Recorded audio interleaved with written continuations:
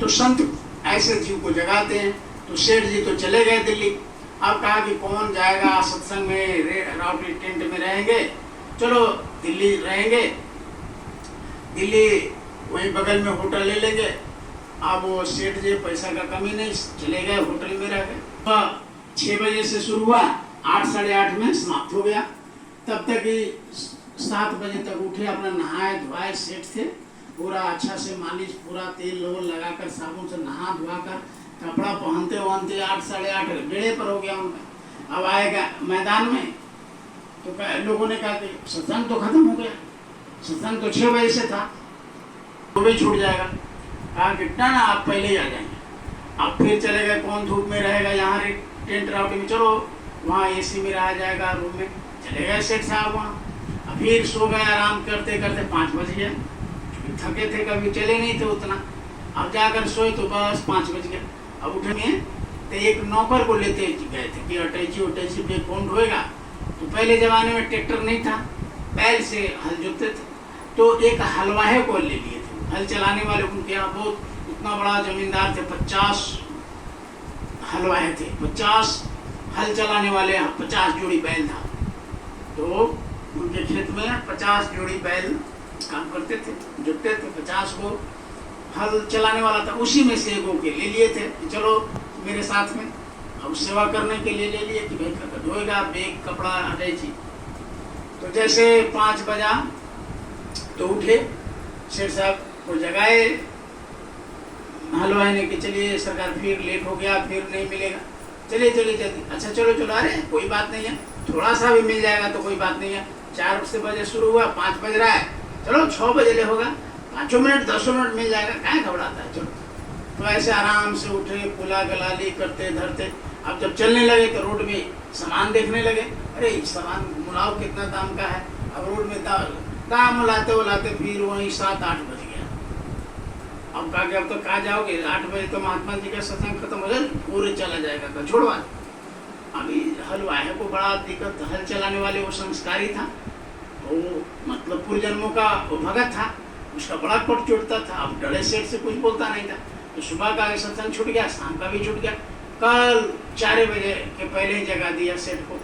फिर स्नान करते वरते कहा कि रुको तो चाय पानी कर लो, नाश्ता। कुछ भी देखते देखते सत्संग में पहुँचते पहुँचते तब तक गुरु महाराज मन से उतर रहे थे। अब गए तो लोगों की भीड़ देखा, अरे आना चाहिए, सुबह पहले आना चाहिए, अच्छा लेट हो गया। अब अंतिम सत्संग था कल, लास्ट 3 दिन का सत्संग था। 2 दिन बीत गया तो कहा कि चलो कल सुबह चलाया जाएगा और यहीं रहा जाएगा, कल नहीं जाएंगे, चलो आज चलो। तो कहा सेठ से वो हल चलाने वाला किसान, आप महात्मा जी जा रहे हैं आपके साथ है तो रिक्शा भाड़ा लग रहा है, फिर वहाँ जा रहे हैं तो होटल चार्ज लग रहा है, तो आप चले जाइए,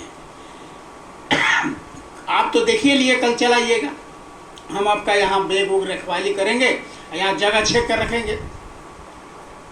सेठ ने कहा कि ठीक है, कह रहा है, चाय पीते हैं तो इसको भी पिलाना पड़ता है, नाश्ता करते तो इसको भी करना पड़ता है, वहाँ रूम में रहता है तो इसका भी चार्ज लगता है, ठीक है कह रहा है, पैसा बच जाएगा। कहा ठीक है तो इसी में रहो। वो अपने चला गया, फिर सेठ गया और होटल में अपना आराम से खाया पिया सो गया। फिर कल भागे भागे आए, तब तक सत्संग समाप्त हो गया। अब लास्ट दिन था तो गुरुजी ने उस दिन लास्ट, पहले महात्मा रोज सत्संग नहीं करते, ध्यान ये नामदान नहीं करते थे। गुरु महाराज भी पहले नामदान रोज नहीं करते थे, पहले उधर टेंट में ले जाकर राउटी में घेरे में देते थे, मन से नहीं देते थे।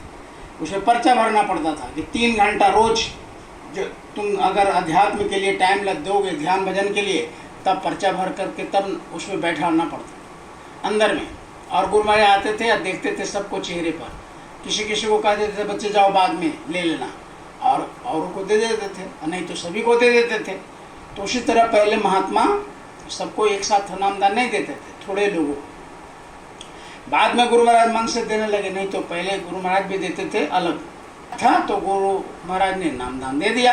अब वो किसान ने, हलवाई ने सुन लिया, सेठ जी फिर आराम से अपना नहा धोआ करके अपना खाते पीते सामान खरीदते मुलाते आए, तब तक सत्संग खत्म हो गया। अब आए तो गए, तो बोले ये हलवाई ने कि क्या मतलब आजो छूट गया सरकार आपका। अरे क्या हो गया, फिर अगले बार आ जाएंगे, कभी आ जाएंगे, इनका तो होते रहता है, चलो चलो कोई बात नहीं। लेकिन इसका जीवन बदल गया।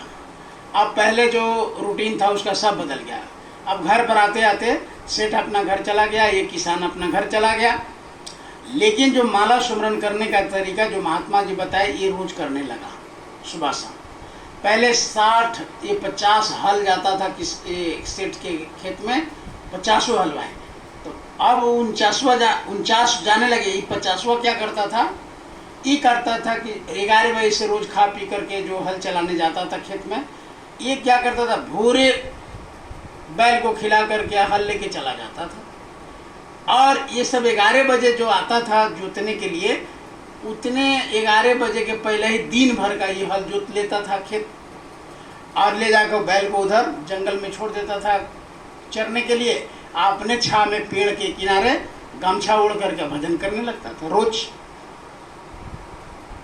अब ये जितना हलवाया था, कहा कि जब से सेठ साहब के साथ गया है तब से ही बदल गया है।